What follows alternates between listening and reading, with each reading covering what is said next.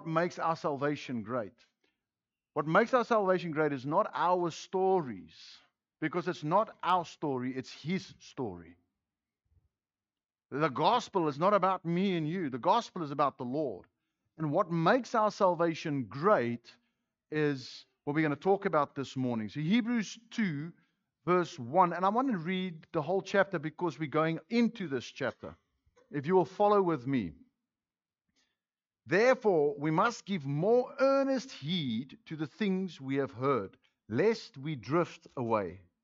For if the word spoken through angels proved steadfast, and every transgression and disobedience received its just reward, how shall we escape if we neglect so great a salvation,